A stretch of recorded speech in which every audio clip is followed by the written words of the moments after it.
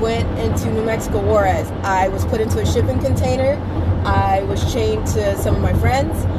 I was around girls who were dying, sick, didn't speak any English, wouldn't stop crying, and we were shipped. We got to New Mexico Juarez in the middle of the night, and there was nothing but holes in the ground. Okay, from those holes, there's other trucks that pull up, and those trucks will say, you know what, and they talk about you like your packages. And I told you guys this before. You're either black girls, black kids are usually referred to as food of some kind. Usually white kids are referred to as some type of furniture. Mexican kids are usually referred to as some type of product like retail. So when they get there, they usually say like, who's crying, who's sick, who's this, who's that, and that's which way you're going to end up going. If you're sick, you're more than likely going into the ground that you pulled up on. If you won't stop crying, you're more than likely probably going to head underground because you're never going to stop crying. If you're have an attitude, they might put you with an escort because that means that they can train you. If you're quiet, you're cooperating, then they might sell you just for the night or for the weekend or for the week. They might return you, or they might send you to Russia or Dubai. When I figured all that stuff out and I figured what I was truly in, I started being nicer to my pimp because at this point I wanted to become his wife. When you become a wife of that person, probably what is similar to what this lane is, if you guys can stay with me on this, when you become a wife to your handler, that's out of all the girls that they have, out of basically the product of what they call you, out of what they have. So say for it, my pimp had about 36, give or take 46 girls all the time. So, and that's at minimum that I seen or that I would meet or that we would go to parties with. And when you have that many, one of them is your wife. When I say wife, this is when recruitness comes in. Supervisor. This is like the supervisor. Yeah. You are telling on everybody. If somebody is trying to escape, you need to let them know. If whatever you have to do basically to stay on top, so you're not the one that's getting put in the next shipping container, then that's what you have to do. So what I did is I was a little bit nicer, and after I was nicer, I was able to drive the car. I was able to go out into public. I didn't have to take my drugs as bad. I was able to walk into places. There's a lot of times where they drug you so bad that they will carry you into those places, get you dressed after they get you inside, and then leave you in the middle, so you have to deal with it. But if you're cooperating, then you're able to walk in yourself. If you don't have an attitude, if you're not fighting, if you're not crying, then you can basically kind of skip the process of being blindfolded and knocked out. So that's what I did. I was smarter about things, which meant I had to sneak out more. I was gone from 6 o'clock in the morning when I was supposed to be checking into school. I would get to school, people would check me out, and I would go with him. I would come back right before my bus gets there for school. I would get back to my foster home, and then I would leave right after dinner time, maybe 6 o'clock at night, and then return and do the same thing all over again. So like I said, I became a wife, and from there you basically do higher jobs. You get your pick of your jobs. So when I say your pick, these are not little jobs. Your blood is taken every day when you wake up. If you live in a kennel, if you live in a storage center, so your basic, I'm trying to look around right now because we're in warehouse buildings to see if I find one. Your basic warehouse buildings right next to you are more than likely a trafficking spot. Your basic storage places, that's it. Your basic storage places, like, you know, store your furniture for a few months because you can't do it in your house, are usually trafficking hubs, and they buy those places a lot to hold their kids in. If you, I'm trying to find, I'm in industrial. If you find if you look down into your neighborhood and you see kennels like this right here, or kennels, shipping containers, warehouses, junkyards, those are the places that majority kids are held and people are held. And they rent those out, they keep them in there, they lock you in, and you're usually stripped down. You can't be in real clothes. You're not allowed to hold your hands in front of you. If anybody notices, I hold my hands or do certain things a certain way because I've just been trained not to do them that way. You are not allowed to hold your hands in front of you. You're not allowed to hold your hands behind you. They have to be at your sides. You're usually stripped down in a tank top or chonies. And your blood is taken every day. They check on your blood as well. They check on STDs. They check on AIDS. The reason why they do this is because when they're selling you to high escorts, or when they're selling you to someone who they don't want to make sick, they know they're people who are sick. They know they're people, their kids, or their product, what they call you. They know who's not doing well, who doesn't have that long left. And they will sell those to people who are selling for what? $300 an hour, $600 an hour. Then they sell those people to those kids. They sell those victims to those people. If your blood is fine, then they try to sell you to a high escort service. If they mix up and sell somebody that has AIDS to a high escort, then it's called like bad product or spoiled milk is what they call it. And that's when they have to snuff you, which means take you into behind the red door. And they'll videotape. And they'll videotape. They turn rape you to death, basically. Sex machines on. There's sex machines. And that's another thing. There are sex machines. There are full-blown, look like construction equipment sex machines. There are drills that have dildos attached to them, and they rape you with those until you stop breathing. And that's what snuffing is. So everybody used to, the big thing is everybody used to tell you don't go behind the red door. And if you were in trouble, like for girls that I was around and where I was, it was don't end up in the wheelbarrow. Which means that after they snuff you, they put your body in a wheelbarrow and they save those bodies somewhere first until the wheelbarrow fills up completely. They don't dump all of them at once, because every single day someone doesn't actually, what's the word I'm looking for, survive. If somebody snatches a little kid right now and takes them to where they are, and this little kid does not cooperate for the next 3-4 hours, no matter how you drug them, they have to kill them. There is no other way. You know what I'm saying? They can't move them because they won't stay quiet. So there's at least like 20 or 30 people when I was there that ended up in the wheelbarrow a day. I'm saying that again, a day. How do they hide the bodies? They don't. What do they do with these dead bodies? Because why aren't people finding so many bodies? Because, okay, so I am not a big fan of Halloween, and I'm not a big fan of those things like that hang at,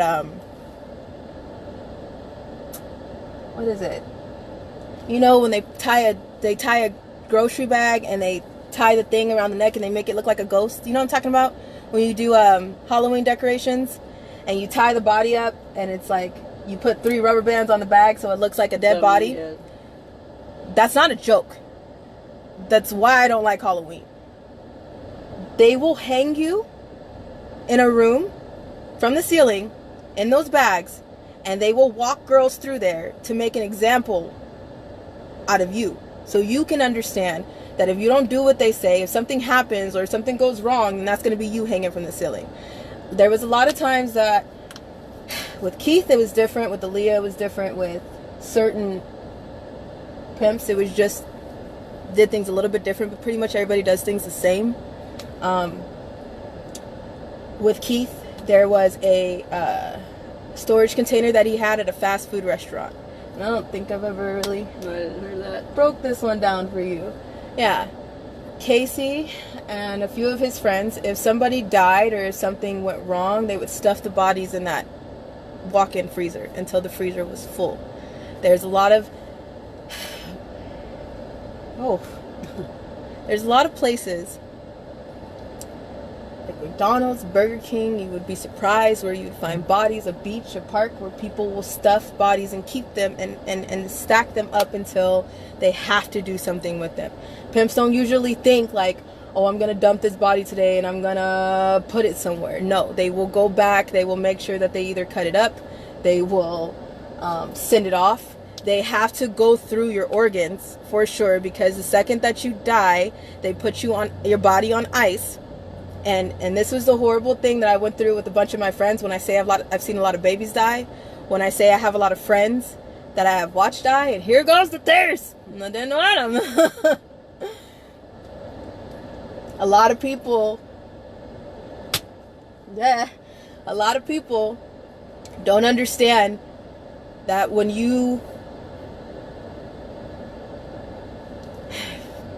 they sell you, you're usually in a team. You're in a duo, and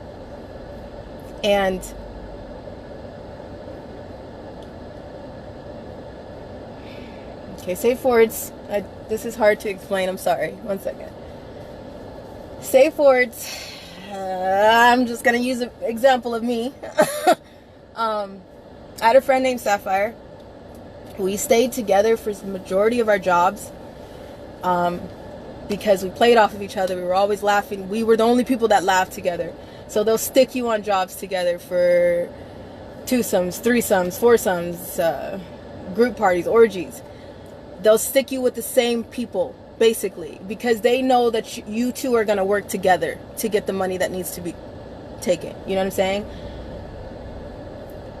If something happens, say for my friend, I had a friend, something happens and I don't agree with it, I do what I'm supposed to do, but they don't do what they're supposed to do, I'm in trouble too. Does that make sense? So what would happen is if something happened to them, I had to witness it, because they were my responsibility. Does that make sense?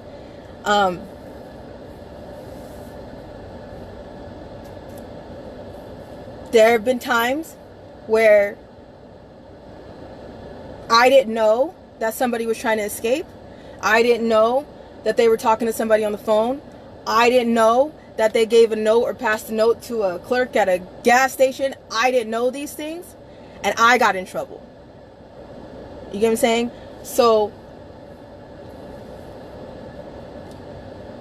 if their body gets cut up, if they get beat, if you're in trouble so much that they need to make an example and punish you with a stick or a staircase banister or a yardstick of some kind that you know you're going to bleed from, they will make sure that this person watches, the person that you're supposed to be with.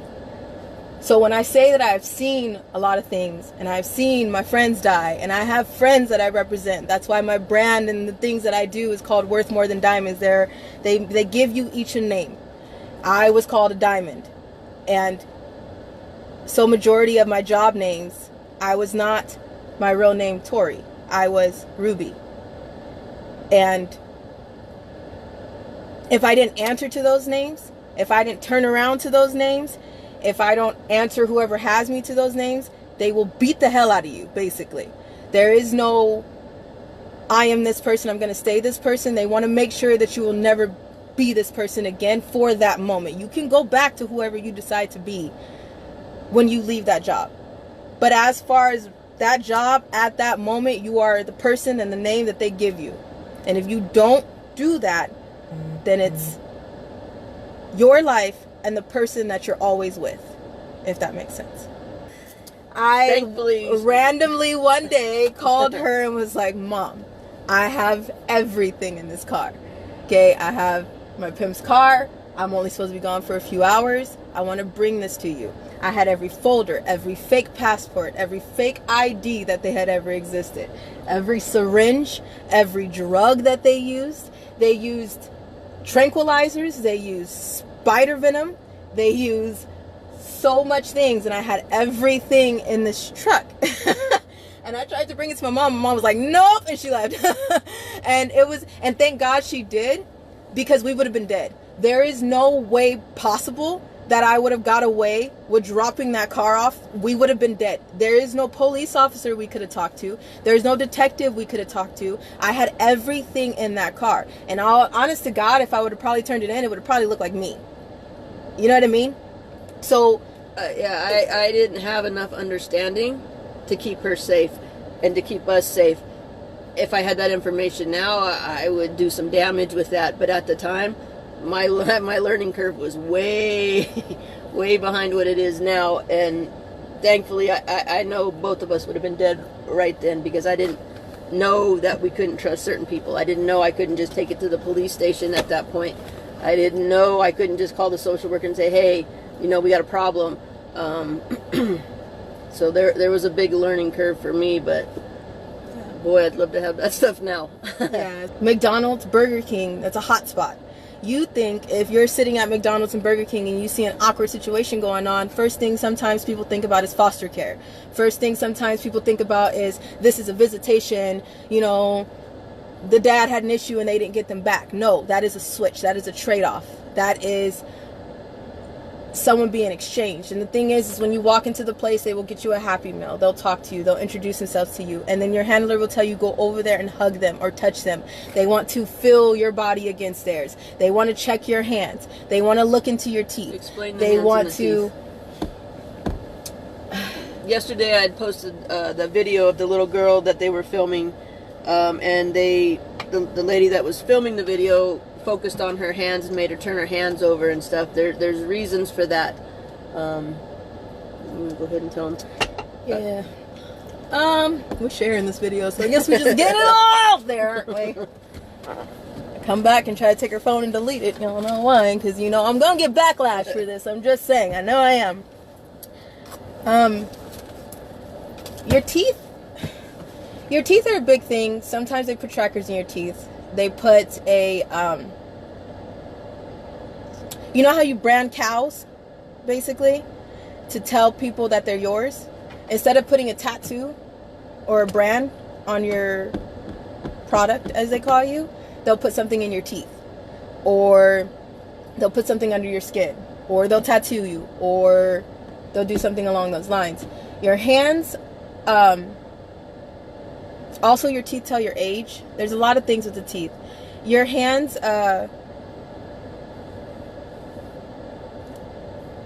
hands are big fetishes along with feet. So for lesbians, they check your fingers.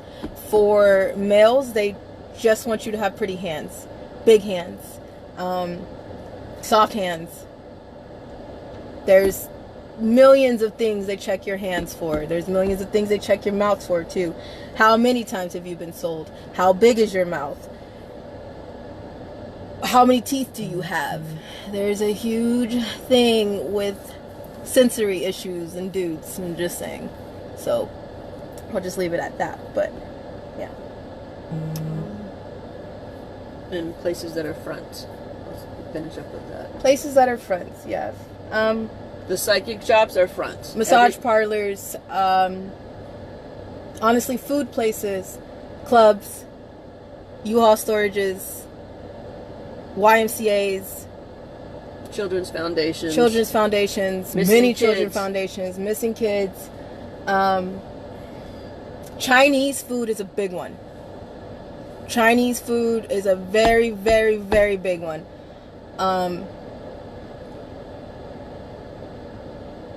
What else? There's a lot. Truckers, big rigs, a lot of truck stations, junkyards. junkyards are a huge thing because nobody is looking for anything in there. It just looks like a bunch of junk. So nobody's going to go asking questions, searching, or trying to go look through it because it looks like a bunch of dangerous junk. You know what I'm saying? So junkyards are a big thing because what they'll usually do is they put junk in front of the kennels. So go to a container park. When you go outside today, drive past your nearest junkyard, you'll sometimes see, because no lie, what will happen is this place will get set up, and then when the place gets busted, if there's a hint or tip off that something's wrong, that place will just pick up and move. They'll move their kids, their girls, their boys, they'll move. And they leave their place because they come back to the places they left in rotations, if that makes sense. So if they were in a junkyard and now they have to go to a U-Haul storage, and then they're going to end up at a Chinese food place, and then they're going to go to a club, they're going to end up back in that junkyard eventually, and they'll leave the stuff there. So more than likely, the junk will sit spread around it, and then there will usually be a center spot. And how you'll notice is if you look on the ground, to take you outside, or if they're being nice to you, they'll tell you to do your chores. Kids will go out and play in the dirt. If that makes sense, you'll just go out and you'll kind of scoop dirt towards the kennel, if that makes sense too. You're covering the holes that's at the bottom, okay? The holes that are at the bottom when you're sleeping, or sometimes if you have to pee in there, it helps you. It's a big victim secret, but it helps you with making sure that you don't wet the sheets that's in there, or covering it if you know the bugs that are coming in through the bottom, because there's holes at the top and there's holes through the door on the side. So you can breathe through there, but on the bottom where you're laying at, you'll wake up to things like all over you, or your pee all over you, or something like that. So if you look down at the ground and you kind of find there's a cleanliness that's right around the container, there's somebody in there, if that makes sense. I don't know how to explain that any other way. How long were you trafficked? Oy, that's a good question for a video that's getting shared. By my understanding of the by CPS reports, since I was a newborn. Yeah. By CPS reports. I don't remember since I was a newborn. I remember bits and pieces since I was little. But I was told that my pinky toe is broken. Everybody makes fun of my little ugly toe on my foot.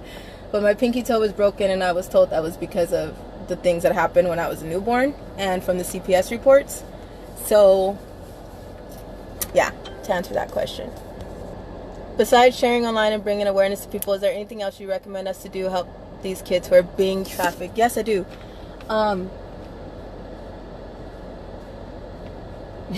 This is hard to say, but when you go into your next rest stop, when you go into your next McDonald's, the next time you're out, please pay close attention. Please pay close attention. There are tells of a trafficked girl. There are tells of a trafficked boy. There are tells of someone who's waiting on a pickup, a hookup, or a drop off. If you are at a rest stop, please don't just leave if you see something weird. Okay? It is very hard to deal with these pimps because they do get crazy. There are some where I've told my mom, like, some I'll go after. There are some people in my life that I don't mind, catching a case with, but there are some that are too dangerous, and you don't understand how crazy they actually are and how big it can actually get, and who they know and who else is in their circle. Okay? So I want y'all to be safe as well. If this ever happens to you, but I've been told that I've had a friend who's ran into a traffic victim in the bathroom at a rest stop, and she didn't know what to do, so she left her. And what I would ask you to do is go outside. First of all, talk to them, and don't talk to them in a way of, are you okay? Can I help you? Oh my God. Stay calm as much as you can. Even though the situation is scary, crazy, and whatnot, stay calm. Okay? Ask them questions that, if you feel something's not right, ask them questions like, be random with them. Oh, I just got my nails done. Like, do you get your nails done? You know what I mean? What are they looking for? You're looking for bruises on their fingers. You're looking for wedding rings. You're looking for, there's usually 3 dots right here by your knuckle. There's usually something right here by your wrist. You can compliment their hair. If it looks a hot mess, compliment their hair. If you compliment a victim's hair, they'll move their hair, because that's what you're told to do when your handler asks you about your hair. Basically, if you come into a room and if you come into a job, they'll ask you questions, and it's basically your tells to move. So a big thing is for them to do this, or move their hair to the side, or move their hair back. If they have a tattoo on their neck, or a tattoo that's going this way, it means they're in big trouble. Okay? If it's going down, that means something different. There's tells all over the place. Go outside, call for police, let them know that the traffic victim is going there. You suspect that there is a traffic victim, and they will be leaving the area in less than 7 minutes. Okay? They need to get there in less than 7 minutes. What you need to do now at this point is look around. More than likely, if they are by themselves, they have about a reign time of 10 to 15 minutes of their hookup to come, or their daddy to come back and pick them up, and kind of suspect the problem. If they're waiting, sometimes the hookup is late. Sometimes they have to reconfirm another price. Sometimes they just ask for another price. So if you look around, they will be by themselves, but they're not truly by themselves. Watch out for the person that's on the phone. There will be usually a pimp that is standing on the phone, and he's not really on the phone. He's just making sure that she gets to where she needs to be. Usually they're looking down and they're watching them, and they'll give them heads up, and they'll give them things like, by giving them a chin up, they'll move their shoulder, or they'll turn around, and they'll wait for a minute before they turn back around. There's very, very many tells. So basically, watch for those. And McDonald's, Burger King, Wendy's, fast food places that involve kids are more than likely a trading spot. So if you're in a trading spot, pay attention to the conversation. It doesn't take a lot to tune everything else out and tune into another conversation. I don't know if it's just a part of my ADHD or a whole mentality, but I can hear everything that is going on around me. All right. So and my mom always asks me, we'll be somewhere, and I'm like, did you hear that conversation? And that conversation over there, I can hear everything that's going on around me. So just take a minute, calm yourself down. I understand that it's scary, but calm yourself down, listen to what's going on, and listen into the conversation. If someone is asking a kid what exactly do they like, which way they like to lay, weird questions, intervene. It's better to intervene and be wrong than to not intervene and be right. And another thing is if you look into the fast food restaurants that has kids, they make them hug them a certain way. It's not like a visitation issue with CPS. They'll make them hug them a certain way so they can feel their body and see what's going on as far as size and whatnot. That you'll be able to listen. Just look around yourself, because honestly, there are so many things that go on under your nose that you would be very, very surprised with. And if you would just take the second to calm yourself down and look around into your surroundings, you'd notice that there are way more things going on. And watch your kids. Please, for Jesus' sake, watch your kids. Do not let them walk behind you. Don't even let them walk on the side of you. Honestly, make them walk in front of you. I don't care how old they are. Make them walk in front of you. That is a big, big thing. They will take pictures of your kid, and they will take pictures of the area that you're in. If you are a local or something and someone is looking for shipment, especially that's coming up in October, they look for big shipments in October. For Halloween purposes, you are being watched. At all time, there is someone being watched, and don't think that it's not you. They fill orders the same way you do products. They fill, if Joe Blow in Florida decides he wants a blonde-haired, blue-eyed little girl, they're filling those orders. He's going to pay for it, so they're looking for a blonde-haired, blue-eyed little girl. So if that happens to be your kid, and the first person sees them, they're going to be watching. TikTok, social media, Instagrams, check your kids' things. Sometimes your kids think they're talking to somebody. They can be mad at you all you want, but at least you checked. You know what I'm saying? They can think that they're talking to someone else, and they're not. They're not. They're getting prepped. They think that somebody's asking them like, hey, you know, I saw your friend the other day, blah, blah, blah. I saw their Instagram. Can you show me their profile, blah, blah, blah. Those are pimps. So just be very, very careful. Be very cautious. Be a little bit more cautious than you usually are, because trust me, you'll save a life. And if you don't save a life, if that life is already gone, you'll put a soul to rest. And that could be the best thing you do, even if you don't get to save a life. Okay? So stay a little bit more cautious. It's in suburbs, not so rich. It is in the poor areas more than you think. Like, way more than you think. Like, we're sitting at a park right now, and I wouldn't be surprised if there's a trafficking victim that will be getting traded out of this park in a few hours today. When I say that it is everywhere, every day, every few hours, it's all around you. So just be a little bit more cautious. And honestly, I wish I could answer questions to be a little bit more clear. There is so much, guys. So much. And it only takes 10 seconds for a year's worth of things to happen and to traumatize the hell out of you. So just please make sure that if you have any kids, nieces, nephews, educate them. Make sure that you let them know what's going on, because people introduce trafficking to you as sugar daddy, and it's now called sugar babies, you know, and people introduce you to that as like, I can help you with your college fund. I mean, all you got to do is send me some pictures, send me some nudes, you know, send me some cute pictures, or post this for me, and it turns into something more, and they have no idea what they're trapped into. So please just educate yourself. And like I said, you know, I'm scared. Yes, it's crazy, and I get backlash, but it does nothing to the souls that I know that can't rest yet. And that's where Halloween, that's where, you know, Day of the Dead, that's where, what else is it called? Yeah, the Fat Tuesday, Mardi Gras. That's where all that stuff comes from, where people say there are souls that can't sleep yet, because there are a lot of things that people have done and nobody knows. Nobody will ever know, because they think it's already over. It's been years. They've been on the milk carton for too long. There's no possible way they could still be alive. But you'd be surprised at what's about to come out. You'd be surprised at who's alive right now and who is wishing that somebody just says one thing.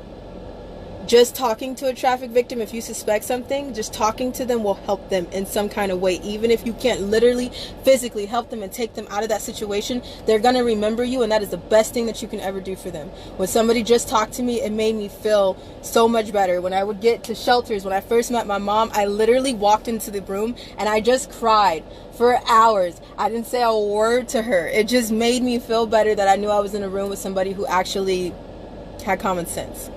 So do those souls a favor, do those lives a favor, and just do that favor for them, okay? And I know, and like I said, I know it's hard, but it's hard. Think about what they're going through, and think about how scared you are if you had to approach the situation. Think about how scared they are that they have to go back to the situation and still go through it, and no telling how long they've been in it. So thank you guys, and thank you for your positive words. Thank you for your support.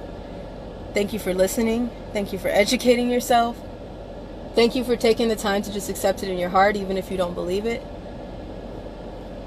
You have no idea what it does for me when I'm able to say something and I can feel better about myself for 2 seconds, even if it is for 2 seconds, because sometimes when I hang up this live, it's just only for 2 seconds, and I'm like, I don't know what possessed me to do that. Like, so honestly, thank you, because the biggest thing is nobody wants to listen because it's too close to home, or it's too scary, or it's too good to be, it's too crazy to be true, or it's too psycho, or they don't want to think about that happening to their kids. And you have no idea what it does to just be able to say, like,